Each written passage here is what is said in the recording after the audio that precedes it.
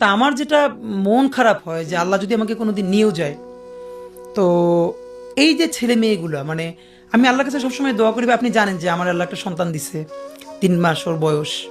তা আমাকে যারা প্রচণ্ডভাবে ভালোবাসে এরকম তো কিছু বড় ভাই আপনাদের মতো আছে। তো পরশু আমার এক খুব কাছের বড় ভাই, উনি ডেকেছিলেন আমাকে এবং আমার পিচ্চিটার জন্য কিছু গিফট দিছে জোর করে।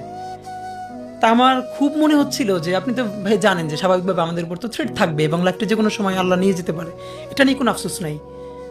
তো আমার 2 থেকে 3 বার মনে হচ্ছিল যে আমি মানে ভাই এই 3 মাসে মানে আমার বাচ্চাটার আমি 30 মিনিট কোলে নিতে পারি না, কারণ আমি যখন সকাল 7টা বা 8টায় বের হই তখনও দেখি ও ঘুমায়।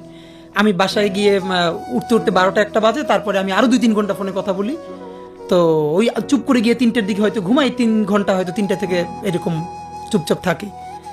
তো ওই সময় আমার মনে হলো যে আমার বাচ্চাটা তো আমি 3 মাসে 30 মিনিটও কোলে নিতে পারি না। তো আমার ওয়াইফ খুব মাঝে মধ্যে আর কি মজা করে বাচ্চারে বলে যে ইনকিলাব মঞ্চের মুখপাত্র তোমার সাথে দেখা করতে আসছে। তো যেটা ব্যাপার ভাইয়া, তো আমার এই প্রথম মনে হলো কি যে আমি ভাইয়ারে বলি, ভাইয়া আল্লাহ যদি আমাকে নিয়ে যায় আমার বাচ্চাটার দিকে একটু খেয়াল রাখেন। তো এই কথাটা আমি বলতে পারি নাই। আব্বার একটা মানে আপনি যদি বলেন যে আমার সারা জীবনের যেটুকুন সততা, সাহস, লড়াই, এটার দুনিয়ার সমস্ত শক্তি আমার আব্বা। এবং আব্বা যখন ইন্তেকাল করে তখন আমি ঢাকা ভার্সিটিতে ভাই আমরা পড়ি, আমরা 3 ভাই বোন, তখনও পড়াশোনার মধ্যে। উনি ভাইস প্রিন্সিপাল ছিলেন এবং প্রচণ্ড সমাজ সচেতন একজন সংগ্রামী মানুষ ছিলেন। আমরা আমাদের বন্ধুদেরকে বলি যে আমার আব্বার এই যে ভাই আমি স্লোগান দিই, অনেকে পছন্দ করে, এর থেকে দুর্দান্ত স্লোগান আব্বা দিতেন। এবং তার বৃদ্ধ বয়সে যখন তিনি মারা যান তখনও তার যে তুমুল তেজ, তিনি মসজিদের খুতবায় যখন দ্বিতীয় খুতবা পড়তেন, আমার খুব মনে আছে যে মানুষ তো আর আরবি বোঝে না, কিন্তু যখন তিনি বলছেন যে আল্লাহুম্মা আইজিল ইসলাম ওয়াল মুসলিমিন, প্রচণ্ড দরদ, মানুষ কাঁপত।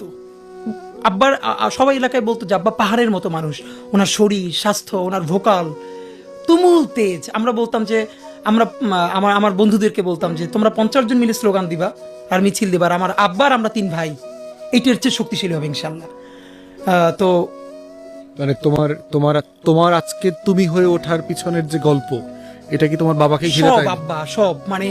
এবং ভাই যে আমরা যতটুকু পলিটিক্যাল কনসিয়াসনেস, আসলে পরিবার এত গুরুত্বপূর্ণ। তুমি আসলে ছাত্র রাজনীতি করো নাই, কোনো পার্টিকুলার দল না, পার্টিকুলার কোনো দল কোনোদিন, কোনো রাজনৈতিক দল কখনো করো নাই। কিন্তু আমাদের বাসায় ভাইয়া একটা ব্যাপার যে আমার আব্বা মাদ্রাসায় পড়েছো। আমি আমার আব্বা মাদ্রাসার ভাইস প্রিন্সিপাল। আমি ছোটবেলা থেকে ঝালকাঠি নিসারাবাদ মাদ্রাসা বাংলাদেশে খুবই পরিচিত এবং বড় একটা মাদ্রাসা, ওখানে কায়েদ সাহেব হুজুর, ওখানে ইন্টার পর্যন্ত পড়ে দেন ঢাকা বিশ্ববিদ্যালয়ে পড়েছি।